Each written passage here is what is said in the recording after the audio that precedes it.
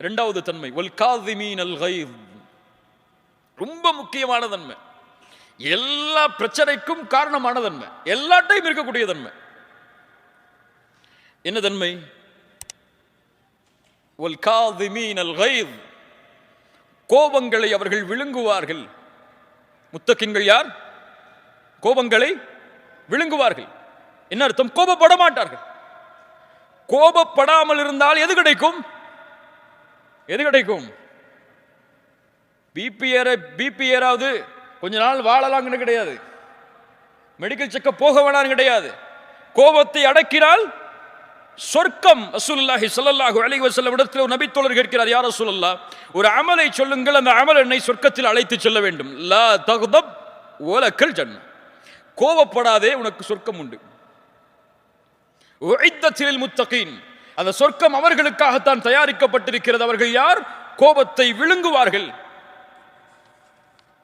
ரசூலுல்லாஹி ஸல்லல்லாஹு அலைஹி வஸல்லம் சொன்னார்கள், ரொம்ப அழகான ஹதீஸ், யார் ஒருவர் கோபத்தை கட்டுப்படுத்துகிறாரோ அதை வெளிப்படுத்துவதற்கு தகுதி இருந்தும், வெளிப்படுத்த முடியும் என்ற நிலைமை இருந்தும் யார் கோபத்தை கட்டுப்படுத்துகிறாரோ அல்லாஹ் ரப்புல் ஆலமீன் நாளை மறுமையில் படைப்புகளுக்கு முன்னால் அவரை அழைத்து சொல்லுவான், ஹூரிலின் பெண்ணில் எந்த பெண் உனக்கு தேவையோ எடுத்து செல் என்று. உங்க மனைவி உங்களை கோபப்படுத்துறாங்கன்னு சொன்னா அந்த கோபத்தை விழுங்குங்கள், அல்லாஹ் இந்த பெண்ணை விட சிறந்த பெண்ணை மறுமையில் தருவான் என்று. ஹூர்லின் உண்டுன்னு சொல்லி அமைதியா இருந்துடணும். இல்ல மாஷா அல்லாஹ். கண்ணியத்துக்குரியவர்களே, வல் காதிமீனல் கைஸ் என்றால் என்ன? கோபத்தை விழுங்குவது என்றால் என்ன? கோபத்தை அடக்குவதற்கும் விழுங்குவதற்கும் என்ன வித்தியாசம்? என்ன வித்தியாசம்? ரசூலுல்லாஹி ஸல்லல்லாஹு அலைஹி வஸல்லம் இடத்தில் ஒரு நபித்தோழர் வருகிறார், உம்மி மக்தூம், கண் தெரியாத நபித்தோழர். யார் இவர்? உம்மி மக்தூம் யார்? இவருக்கு என்ன வேலை சமூகத்தில்? அதான் சொல்லுவார். பிலால் அவர்களும் இவர்களும் முஅத்தின். கண் தெரியாத நபித்தோழர் ரசூலுல்லாஹி ஸல்லல்லாஹு அலைஹி வஸல்லம் குறைஷி பெரிய தலைவர்களோடு பேசிக் கொண்டிருக்கிறார்கள். இவர் வருவதை பார்த்தவுடன் அபஸ வ தவல்லா, மனிதர் வந்த பொழுது முகம் சுளித்தீர்கள், திரும்பிக் கொண்டீர்கள். அபஸ என்றால் அரபி மொழியில் முகம் சுளித்தல் என்றால் உபூஸ், இந்த கோவப்பட்ட அந்த நெத்தியில ரெண்டு கோடு வரும்ல, நெத்தியை சுருக்கடா, இந்த கோடுக்கு தான் உபூஸ்னு சொல்லுவாங்க அரபியில. அந்த நிலைமையில் முகம் சுளித்தார். அபஸ வ தவல்லா, அவ்வளவுதான் செஞ்சாங்க ரசூலுல்லாஹ். ஆனா உம்மி மக்தூமுக்கு தெரியுமா ரலியல்லாஹு அன்ஹு ரசூலுல்லாஹ் இப்படி செஞ்சது?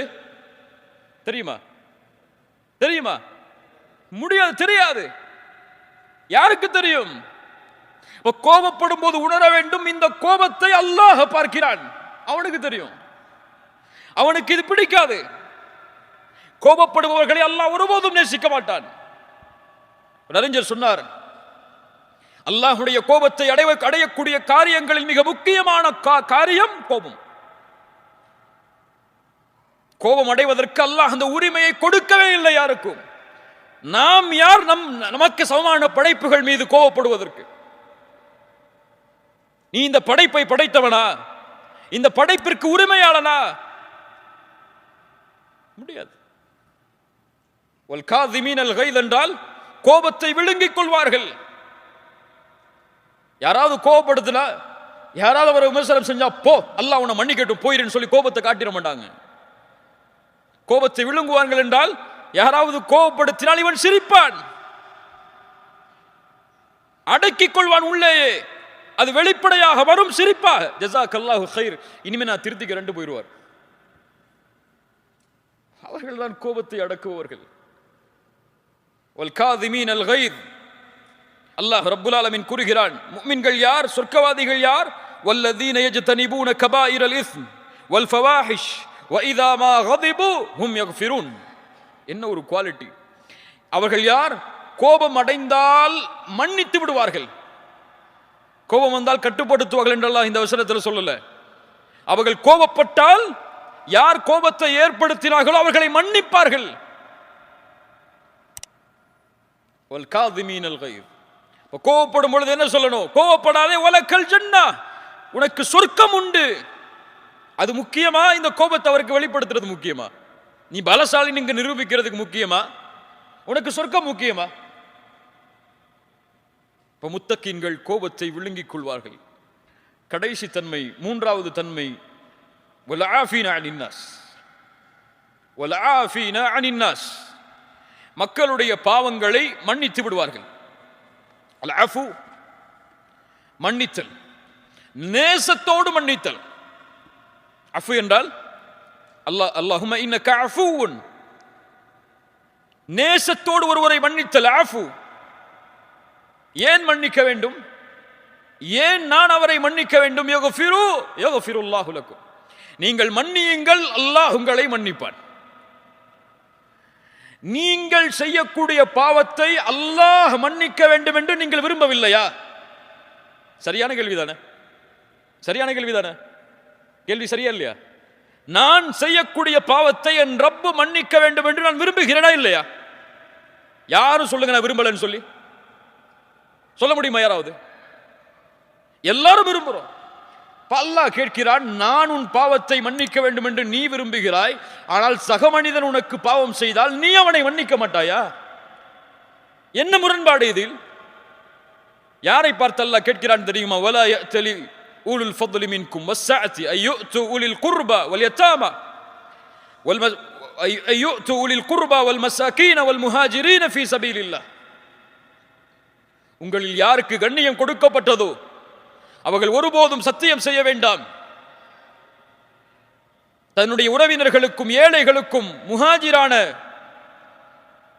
நபித்தோழர்களுக்கும் கொடுத்து வந்த உதவியை இனிமேல் செய்ய மாட்டேன் என்று.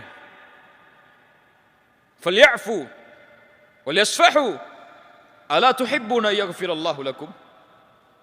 அதை மன்னிக்கட்டும், அவர்கள் விட்டுக் கொடுக்கட்டும். அல்லாஹ் உங்களை மன்னிப்பதை நீங்கள் விரும்பவில்லையா? யாரை பார்த்து கேட்கிறது இந்த வசனம்? அபூபக்கர் சித்தீக் ரலியல்லாஹு அன்ஹு, இந்த உம்மத்தில் அல்லாஹ்வுடைய ரசூலுக்கு பிறகு கண்ணியமானவர், இந்த உம்மத்தில் நபிமார்களுக்கு பிறகு கண்ணியமானவர். என்ன செய்தார்? தன் மகள் ஆயிஷா ரலியல்லாஹு அன்ஹா, அபூபக்கர் அவர்களுக்கு மட்டும் மகளா? யாருக்கு மனைவி? ஒரு நபியின் மனைவி. யாருக்கு தாய்? யாருக்கு தாய்? முஃமின்களுக்கு தாய், எம்முடைய தாய். அவர்கள் மீது ஒரு பழிச்சொல் போடப்படுகிறது. சாதாரண பழிச்சொல் அல்ல, கேவலத்தின் எல்லையில் உள்ள வார்த்தை அவர்கள் மீது போடப்படுகிறது. ஒரு தாயின் மீது பழிச்சொல் என்றால் ஒட்டுமொத்த சமூகத்தின் மீதும் போடப்பட்ட பழிச்சொல் அது. ஒரு நபியின் மனைவியின் மீது. அல்லாஹு அக்பர். அந்த பழிச்சொல்லில் ஈடுபட்டவரில் ஒருவர் அபூபக்கர் சித்தீக் ரலியல்லாஹு அன்ஹு அவர்கள் உதவி செய்து கொண்டிருந்த, அவருடைய வாழ்வாதாரத்திற்காக செல்வத்தை கொடுத்து கொண்டிருந்த மிஸ்தஹ் ரலியல்லாஹு அன்ஹு. இந்த நபி தோழரும் அறியாமையில் இந்த பழிச்சொல் சொல்லக்கூடிய செயலில் ஈடுபடுகிறார். இதை சொன்னவுடன் அபூபக்கர் ரலியல்லாஹு அன்ஹு மிஸ்தஹ் அவர்கள்ட்ட போய் கொடுத்த காசெல்லாம் திருப்பி கொடுத்துருங்கன்னு கேட்கல, போது நிறுத்தி போன்னு. என்ன கேட்டாங்க? என்ன சொன்னாங்க? ஒரே வார்த்தை சொன்னார்கள், இனிமேல் மிஸ்தஹுக்கு உதவி செய்ய மாட்டோம். அவ்வளவுதான், அவ்வளவுதான் சொன்னாங்க. இந்த வார்த்தைக்காக ஒரு குர்ஆனுடைய வசனம் இறங்குகிறது. அபூபக்கரே, உங்களை போன்றவர்கள் அப்படி சொல்ல வேண்டாம், நீங்கள் மன்னியுங்கள், விட்டுக் கொடுங்கள். சாதாரண விஷயமா? இந்த உலகத்தில் என் மகளின் மீது ஒருவர் இப்படி சொன்னால் நான் எப்படி நடந்து கொள்வேன்? என் மனைவியின் மீது ஒருவர் சொன்னால் எப்படி நடந்து கொள்வேன்? அதை விட பெரிய பாவமா இன்று நமக்கு பலர் செய்த பாவம் எல்லாம்? அல்லாஹ் இப்படிப்பட்ட அருவருக்கத்தக்க ஒரு செயலை செய்த பாவத்தையே மன்னியுங்கள் அபூபக்கரே, விட்டுக் கொடுங்கள் அபூபக்கரே, நீங்கள் செய்த பாவத்தை நான் மன்னிக்க வேண்டும் என்பதை நீங்கள் விரும்பவில்லையா? இன்னைக்கு ஒரு 100 ரியால கொஞ்சம் கூட குறைச்சு வச்சிருப்பாரு, அவ்வளவுதான். இனிமே வாழ்க்கை முழுக்க அவங்ககிட்ட பேசவே மாட்டேன் நான். காசுவன சொத்து விஷயத்தில் அண்ணன் தம்பிக்குள்ள சண்டை, பரம்பரையா பேசாம இருப்பாங்க ரெண்டு குடும்பமும். இவர்களுக்கெல்லாம் ஒரு ஹதீஸ் ரசூலுல்லாஹி ஸல்லல்லாஹு அலைஹி வஸல்லம் சொன்னார்கள், சொர்க்கத்துடைய வாசல் திறக்கப்படுகிறது. வியாழக்கிழமையும் திங்கட்கிழமையும் அல்லாஹ் ரப்புல் ஆலமீன் அல்லாஹ்விற்கு இணை வைக்காத எல்லோர்களையும் மன்னிக்கிறான், இருவரை தவிர. இணை வைக்காதவர்கள் மன்னிக்கப்பட மாட்டார்கள், இந்த இருவரும் மன்னிக்கப்பட மாட்டார்கள். இணை வைக்காதவர்கள் மன்னிக்கப்படாதது சரி, அவர்களோடு இணைந்த இந்த இருவர் யார்? தங்களுக்குள் பகைமையால் பேசாமல் இருப்பவர்கள், தங்களுக்குள் பகைமையால் வெறுத்து வாழ்பவர்கள். அல்லாஹ் கூறுவான், இவர்கள் எப்போது சமாதானமாகிறார்களோ அதுவரை அவர்களை விட்டு விடுங்கள், அல்லாஹ் மன்னிக்க மாட்டான். இந்த தன்மையோடு நீங்கள் வாழ்ந்து தொழுது என்ன பலன்? இந்த தன்மையோடு வாழ்ந்து சுன்னாவை கடைபிடித்து என்ன பலன்? உங்களை விட சிறந்தவர்கள் அப்போது சுன்னாவை கடைபிடிக்காதவர்கள். அப்படியே இல்லையா? முஸ்லிம் சமூகத்துடைய பெரும் முசீபா இது. யாரால அவரை பத்தி பேசிட்டாங்களா, முடிஞ்சு போச்சு. யாரால அவரை பத்தி விமர்சனம் செஞ்சிட்டாங்களா, முடிஞ்சு போச்சு. யாரையாவது அவருக்கு முன்னாடி குரலை உயர்த்திட்டாங்களா, முடிஞ்சு போச்சு. எத்துணை பிள்ளைகள் பெற்றோர்களோடு, எத்துணை பெற்றோர்கள் பிள்ளைகளோடு, எத்துணை உறவுகள் அடுத்த உறவுகளோடு. இதுவரை இங்க வந்திருக்கக்கூடிய எத்தனை பேர்ட்ட இந்த தன்மை இருக்கும்? நம்ம குடும்பத்தில் எத்தனை பேர்ட்ட இதுவரைக்கும் பேசாம இருப்போம்?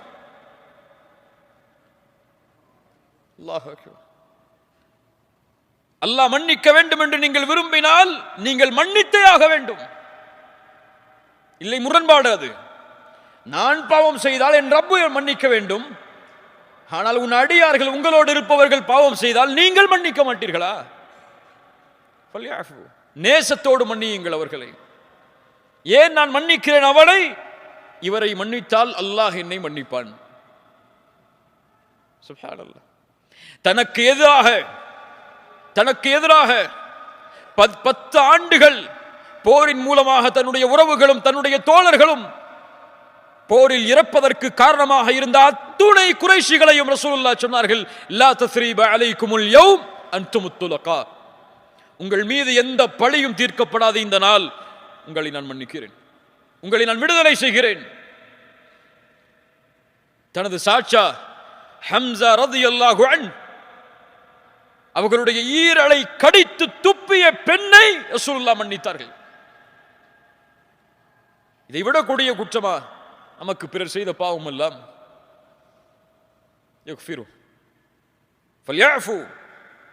மன்னியுங்கள், அல்லாஹ் எம்மை மன்னிப்பான். வல் ஆஃபீன அனின் நாஸ் வல்லாஹு யுஹிப்புல் முஹ்சினீன். இந்த இஹ்சானை சுமக்கக்கூடிய முஹ்சின்களை அல்லாஹ் நேசிக்கிறான். இந்த 3 தன்மையும் யாரு? முதல்ல யார் அவங்க? முத்தகீன்கள். இரண்டாவது அவர்கள் முஹ்சின்கள். அவர்கள். சுப்ஹானல்லாஹ்.